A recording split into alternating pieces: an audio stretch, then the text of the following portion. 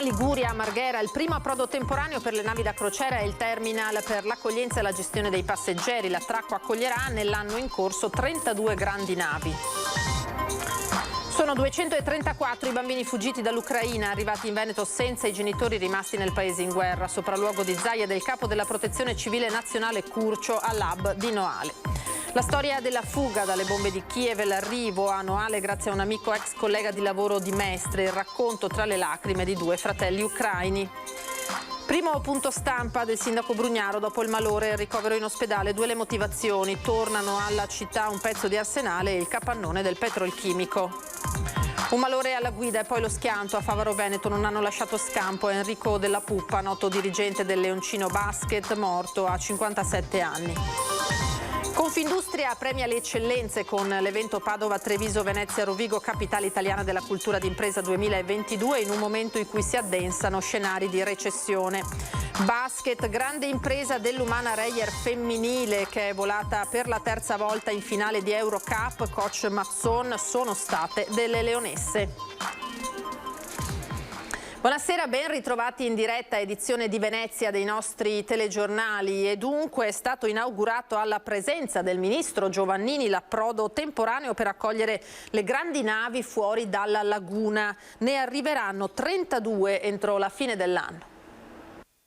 Cerimonia di inaugurazione oggi della Banchina Liguria, il primo approdo temporaneo per le grandi navi qui a Porto Marghera.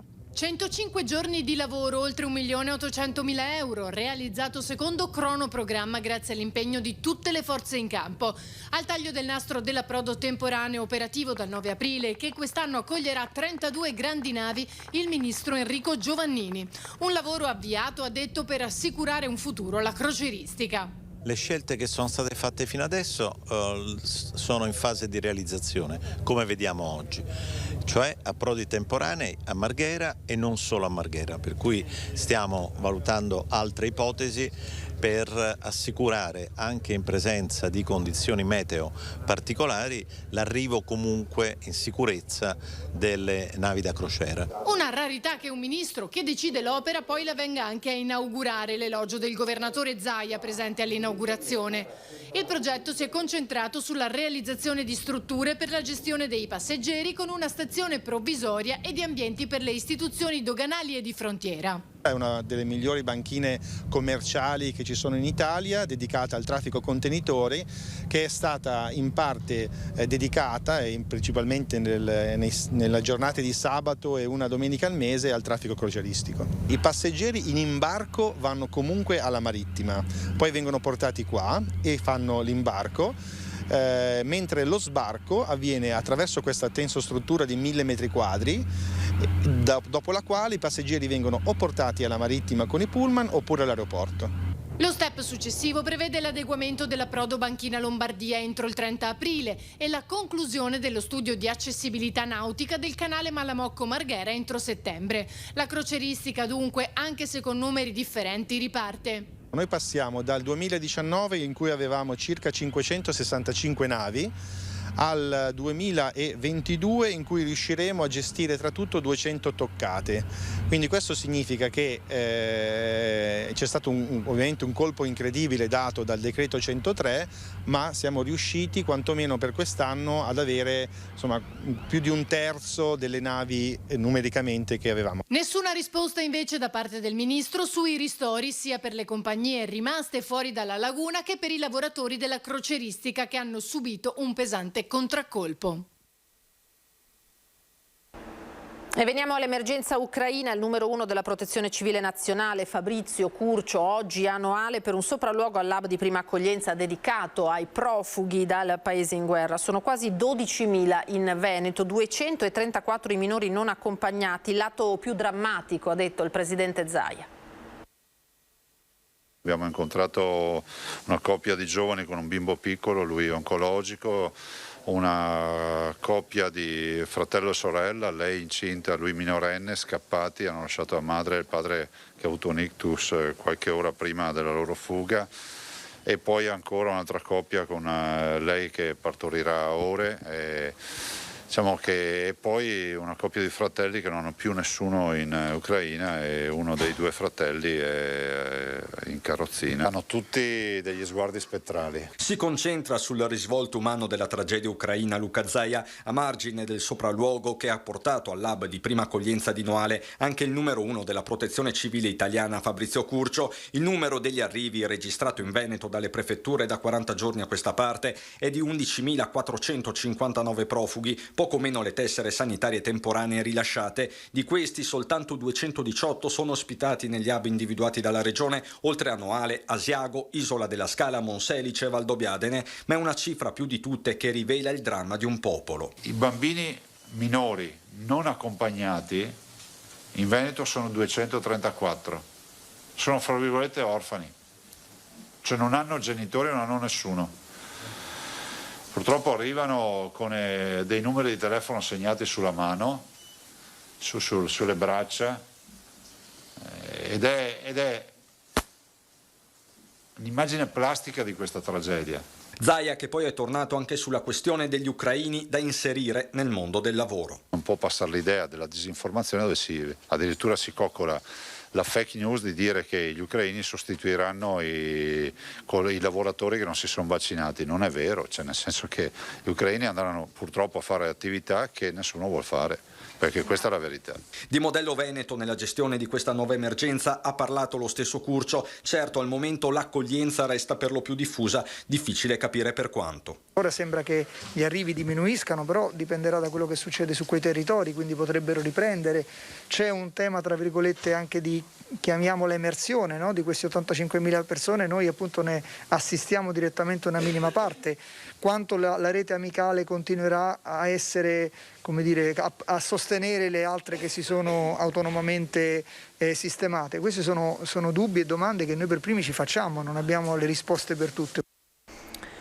E ora andiamo a sentire la storia della fuga dalle bombe di Kiev e l'arrivo all'hub di Noale grazie a un amico ex collega di lavoro di Mestre. È quello appunto racconto tra le lacrime di due fratelli ucraini. Una settimana fa sono arrivati a Mestre, a stazione centrale, perché partiti un po' di prima da Ucraina, perché abitiamo proprio a zona dove vicino a Kiev, diciamo. Chi parla è Alessandro Lisak, 56 anni, con il fratello Misha, 29 anni, disabile al 100%, racconta la fuga dall'inferno di Kiev grazie ad un amico di Mestre che con un furgone li ha raggiunti al confine tra la Polonia e l'Ucraina per portarli a Mestre dopo aver percorso più di 3.000 chilometri. Io ho lavorato qua in Italia a Mestre tanti anni per mio fratello è disabile, già 29 anni in queste situazioni e sempre occupavano mamma. Adesso mamma quando è morta io ho dovuto lasciare l'Italia per tornare a casa per occupare il mio fratello. Lo sguardo carico di commozione, la voce strozzata da lacrime trattenute a stento, ma solo per un po'. Quando è successa questa guerra, questo disastro che ha creato se io posso muovere, posso scappare da qualche parte quando bombardavano, quando questi aerei sparavano sulla testa, lui non si può muovere. Qui in Veneto è a casa, dice, chiedendo un lavoro che gli permetta però di accudire il fratello. Certo io volevo tornare, però io non posso abbandonare il fratello se troviamo qualche possibilità per sistemare lui. Io vado a lavorare per piacere perché io quanti anni? 14 anni ho lavorato in Italia. Alessandro e Misha fanno parte dei 45 rifugiati ucraini al momento ospitati all'ospedale di comunità di Noale, ora anche hub, tra gli avamposti della solidarietà nel nostro territorio. Voi sapete che le persone che arrivano qui sono in transito, quindi nel momento in cui arrivano vengono registrate dai volontari della GESI o della protezione civile, dopodiché vengono, diciamo, a mo' di albergo allocate all'interno delle stanze che sono disponibili e libere. 280 ad oggi le persone transitate nel centro di accoglienza di Noale per un totale di 120 posti letto. Si fermano di media fino a un massimo di 5-6 giorni, quindi se decidono di restare vengono trasferiti in alloggi definitivi. Cambiamo pagina, veniamo al primo punto stampa del sindaco di Venezia Brugnaro dopo il malore e il ricovero in ospedale dei giorni scorsi. Due le ragioni per questa sua presentazione pubblica, annunciare che tornano alla città un pezzo di arsenale ma anche il capannone del petrolchimico. Vabbè, però intanto come state? Ciao ragazze. Ciao, Barba incolta e solito piglia e cipiglio da combattente per il sindaco Luigi Brugnaro. Quella di oggi è la sua prima conferenza stampa dopo il malore e il ricovero in ospedale. Motivo del punto stampa l'Arsenale, con il bacino medio dell'area che torna nella disponibilità di Cafarsetti. L'area rossa che vedete è il bacino medio. Spazio acqueo che servirà per allargare il prossimo salone nautico è tornato al comune dopo l'accordo siglato nei giorni scorsi tra il provveditorato e le opere pubbliche e il consorzio Venezia Nuova. Sempre stata di proprietà del comune, ma che era stata data al consorzio per le manutenzioni del Mose. Siccome riteniamo che non si faranno più, abbiamo iniziato a farci dare indietro un'area. Altra novità, l'acquisizione da Eni, dall'amministrazione comunale, del capannone del petrolchimico per la cifra simbolica di 3.000 euro. Luogo di notorie assemblee e contestazioni di Porto Marghera rappresentate per anni dal papà del sindaco Ferruccio Brugnaro, leader sindacale della Federchimici nonché operaio. È un pezzo di storia anche della mia famiglia, c'è passato mio papà, le lotte operaie, insomma, le grandi discussioni, i grandi anche movimenti civici, perché non c'è stato solo la parte sindacale, operaia, quasi in senso quasi dispregiativo, ma è l'anima della gente che lavora, che ci ha messo cuore, passione, anima. Ora la cronaca, incidente nel pomeriggio di ieri a Favaro Veneto fatale al noto dirigente sportivo della squadra di basket leoncino di Mestre, Enrico Della Puppa. Tragico incidente nel pomeriggio di ieri intorno alle 15:30 a Favaro Veneto all'altezza di via Vallenari. A perdere la vita Enrico Della Puppa, 57 anni, noto dirigente della squadra di pallacanestro Junior Basket Leoncino di Mestre. L'uomo stava procedendo lungo la via quando poco distante dalla rotonda che porta al centro di Favaro ha perso il controllo del furgoncino Volkswagen che stava guidando, forse per un malore, e ha invaso l'altra corsia allargandosi in curva mentre una Smart guidata da una 26enne proveniva dalla direzione opposta.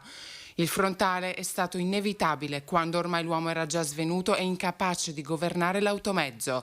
È morto così il 57enne, padre di 3 bambini, mentre la giovane alla guida della Smart al momento riporta ferite non gravi. Intervenuta sul luogo la polizia locale di Venezia, che ha eseguito i rilievi per poter ricostruire la dinamica dell'incidente, già possibile dalle numerose telecamere di sorveglianza presenti in zona. Il 118, che ha prestato le prime cure sul posto la giovane donna al volante della Smart, non ha potuto rianimare Della Puppa perché ormai era troppo tardi. L'uomo era molto conosciuto per il suo ruolo di direttore sportivo e sono tanti i messaggi di cordoglio giunti alla famiglia da parte dei tantissimi conoscenti che lo ricordano come un bravo papà e un grande lavoratore che allenava i piccoli del basket con umanità e competenza. Imprenditore, era titolare di un'azienda di processi di stampa e serigrafia, ma la pallacanestro era la sua più grande passione. Se ne va un atleta, un dirigente, un allenatore, un genitore e un marito. 2 incidenti sul lavoro questa mattina nel veneziano, uno a Chioggia, l'altro a Jesolo. Nessuno dei 2 operai fortunatamente è in gravi condizioni. Mattinata di incidenti sul lavoro nel veneziano. Il primo a Chioggia verso le 8:30, dove un operaio, 35enne del posto, stava tagliando una pianta sul lungomare Adriatico a Sottomarina, all'interno di un cantiere, e sarebbe stato colpito proprio dall'arbusto su cui lavorava. Ferito, il ragazzo è stato portato all'ospedale di Chioggia. Sul posto i vigili del fuoco e i carabinieri. Non sarebbe comunque in pericolo di vita. Il secondo incidente è avvenuto poco più tardi a Jesolo durante una manutenzione alle vasche del parco acquatico Sea Life. Nel salire su una scaletta, l'operaio 42enne ha sfondato un parapetto cadendo sopra ad alcune tubazioni e ferendosi non gravemente. Anche lui è stato soccorso dal SUEM e portato all'ospedale di Jesolo per accertamenti. Sul posto gli agenti della polizia locale e i vigili del fuoco anche in questo caso. In entrambe le situazioni, trattandosi di infortunio sul lavoro, sono stati eseguiti anche i rilievi dallo Spisal. Luciano Gambaro, presidente del consorzio Promovetro Murano, fa il punto sui rincari dei prezzi del gas e metano per le vetrerie di Murano. Il ristoro erogato dalla Regione Veneto ha contribuito al pagamento delle bollette fino a febbraio. Da marzo le aziende però sono in difficoltà, servono altri interventi dal governo. A settembre 2021 le bollette per il consumo del gas a metano delle fornaci del vetro a Murano segnavano un costo di 20 centesimi a metro cubo, ora si è schizzati a 1,25 €, 6 volte tanto. Il presidente del consorzio Promovetro Murano, Luciano Gambaro, a capo di un consorzio cui aderiscono una cinquantina di fabbriche e fornaci a salvaguardia della produzione artigiana, tutelata anche dalla Regione Veneto, fa il punto. Il problema del gas, che ormai continua da più di mezzo anno, sta seriamente mettendo a repentaglio il proseguimento delle nostre attività produttive. Lo stanziamento che la Regione del Veneto ha fatto a fine 2021 con il mese di febbraio è praticamente esaurito. Noi siamo in attesa dello stanziamento promesso dal governo, perché se non possiamo contare su questo tipo di ulteriore ristoro, ulteriore aiuto, non so se riusciamo a tenere aperti. Il gas, ricorda il presidente Gambaro, è essenziale. Noi con il gas ci viviamo, per noi il gas è assolutamente essenziale nel nostro ciclo produttivo. I nostri forni sono aperti 24 ore su 24, 7 giorni su 7 e non possiamo farne a meno. Ricordo che noi pagavamo fino a settembre 2021 il gas a 20-21 centesimi al metro cubo e siamo arrivati con la bolletta con la fattura di dicembre 2021 a pagarlo a 1,25. Confindustria premia le eccellenze con l'evento Padova Treviso Venezia Rovigo Capitale Italiana della Cultura d'Impresa 2022 in un momento in cui si addensano scenari di recessione. La cultura d'impresa diventa l'antidoto alla recessione, così Confindustria, con il patrocinio del Ministero della Cultura, premia le eccellenze durante l'evento con cui ha preso ufficialmente il via Padova, Treviso, Venezia, Rovigo, Capitale Italiana della Cultura d'Impresa 2022, tenutosi al Teatro Goldoni di Venezia. Il progetto unitario di Assindustria Veneto Centro e Confindustria Venezia per valorizzare la storia industriale e culturale di queste terre. C'è il problema non tanto e non solo delle sanzioni, ovvero dell'export che noi abbiamo nei confronti della Russia. Il problema è di costi energetici, delle materie prime che facciamo molta fatica a trovare e non solo con dei prezzi impossibili. Situazioni drammatiche che le aziende del territorio stanno vivendo, ulteriormente aggravate dall'invasione russa dell'Ucraina, che mette a rischio il quadro di recupero del Veneto, che potrebbe vedere dimezzare la crescita del PIL 2022 nella regione e in Italia. Non c'è un piano strategico per il futuro, ma non siamo arrabbiati solo noi, lo sono anche i nostri collaboratori, i dipendenti delle aziende, chi non riesce ad arrivare a fine mese. In questo panorama di incertezza la cultura d'impresa può rivestire il ruolo essenziale di chiave di volta per una nuova resilienza che però deve essere portata avanti dalla sburocratizzazione del sistema industriale italiano per renderlo più competitivo nello scenario post-Covid. Abbiamo delle responsabilità giuridiche perché la legge ci impone a fare delle cose, abbiamo delle responsabilità morali nei confronti dei nostri collaboratori, etiche nei confronti della nostra famiglia e soprattutto un obbligo nei confronti del territorio, bisogna rispettarlo. E perciò mentre noi adesso parliamo della cultura, della capitale della cultura d'impresa, questa è cultura, perché finito questo noi torniamo al lavoro. Per un paese manifatturiero come il nostro abbiamo bisogno di avere certezze nel mondo dell'energia e nel mondo del gas. I prezzi che stiamo affrontando adesso sono impraticabili, le nostre aziende così non riescono più a sostenere questo enorme costo, quindi io penso che un cap al mondo dell'energia e del gas sia fondamentale, indispensabile. Prima di chiudere una buona notizia di basket, grande successo per le Oro Granata di coach Mazzon sul parquet del Palais des Sports du Prado in Francia. L'Umana Reyer femminile ha guadagnato la sua terza finale di Eurocup al termine di una gara al Cardiopalma nella quale le Oro Granata sono riuscite a sovvertire grazie al loro carattere indomabile il pronostico avverso, superando le turche del Mersin al termine di uno scontro durissimo che nella prima frazione sembrava destinato a ben altro epilogo. Le ragazze sono state delle leonesse, ha detto alla fine coach Mazzon, meritano un abbraccio, hanno giocato forse una delle più belle partite della loro vita e devono essere orgogliose di quello che hanno realizzato, ha concluso. Su queste immagini noi ci fermiamo, io vi ringrazio per essere stati con noi, tra poco l'edizione di Treviso del nostro telegiornale e subito le previsioni del tempo per domani. Arrivederci.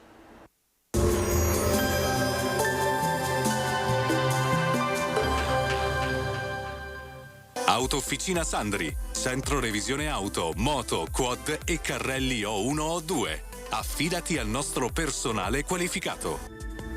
Benvenuti al meteo. Pressione atmosferica stabile, bel tempo prevalente sul nostro territorio, dove il clima tornerà ad essere molto mite. Vediamo il dettaglio di giovedì 7 aprile. Sul Veneto nebbie locali fino all'alba, ma in dissolvimento in mattinata. A seguire ampio soleggiamento con alternanza di nuvole e rasserenamenti sulla pianura. Precipitazioni assenti, salvo sui monti nel pomeriggio per qualche veloce acquazzone. Venti in prevalenza moderati da sud-ovest. Temperature, come detto, in aumento, anche sensibile, minime tra 5 e 9 gradi, massime invece comprese tra i 15 e i 20 gradi all'incirca. Spostiamoci ora sul Friuli Venezia Giulia, anche in questo caso cielo sereno o poco nuvoloso, con schiarite più ampie verso la costa, dove dalla sera soffierà scirocco moderato. Temperature minime tra 6 e 9 gradi, massime sui 16-17 gradi. Infine diamo uno sguardo alla situazione del Trentino Alto Adige, dove avremo anche qui bel tempo, schiarite alternate ad annuvolamenti che a tratti saranno anche consistenti. Temperature minime intorno ai 9 gradi, massime sui 20 gradi all'incirca. Dal meteo di Antenna 3 per ora è tutto, grazie per l'attenzione, arrivederci.